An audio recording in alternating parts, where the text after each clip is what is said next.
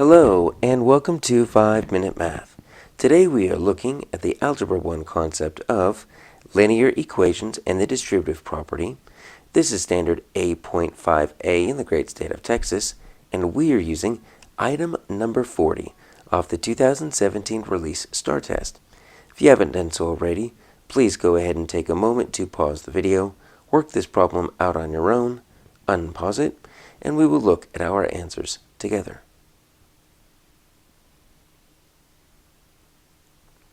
So we are looking for the value of x to make the equation true.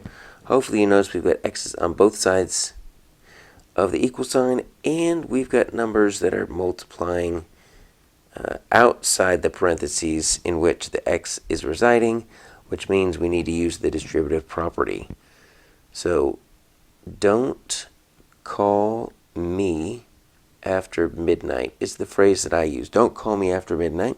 It's a phrase I use to keep the steps in order. Distribute. That's the first thing we need to do. When we are trying to solve for x, well, we need to get these x's out of the parentheses. We need to get them all together.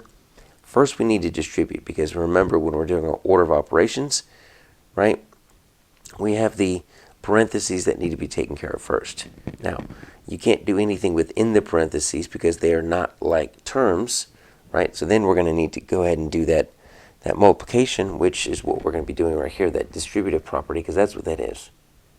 We're going to take that 0.5, we're going to multiply it by x, we're going to multiply it by 20, and we're going to add the two products. That's what the distributive property does, is you take the number on the outside, you multiply it by both numbers on the inside, and then you keep whatever operation is in there. So let's write it out like this: 0.75 times x plus, keeping the plus, 0.75 times 20. All right. So now we're going to do 2 plus, and then that 0.5 times the x.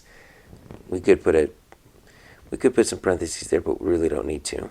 Minus 0.5 times 2. All right. So now we've got everything distributed out. Now we need to combine. We need to combine like terms. But before we do that, we do have a little bit of multiplication we need to take care of. So let's clean this up a little bit. This is still 0.5x. But we got 0.5 times 20, right? So what is 0.5 times 20? Well, you can either eyeball it, you can pull out your calculator, that's fine. It's going to be 15. Now we can't combine anything over there because the left term is x and then the right term is just a constant. So no dice. 2 plus 0.5x minus, then I get 0.5 times 2, same thing. You can either eyeball it, punch it into the calculators, minus 1. I can combine this right there.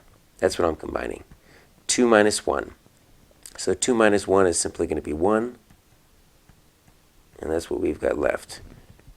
0.75x plus 15. Now we move.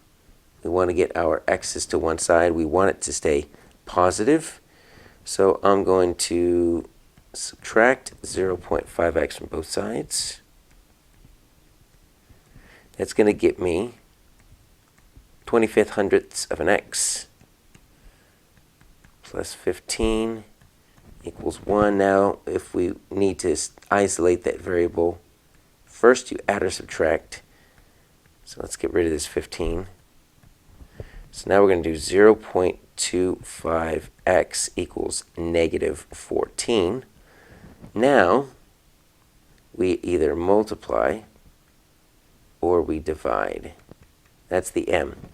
So that's 0.25 is really the same as 1/4. I need to multiply both sides by 4 in order to isolate that, because that would be 4 over 4, which would be 1. So 14 times 4. Wow, it looks like x is going to get us negative 56 is what that looks like. And so we've got an answer right here of J, negative 56.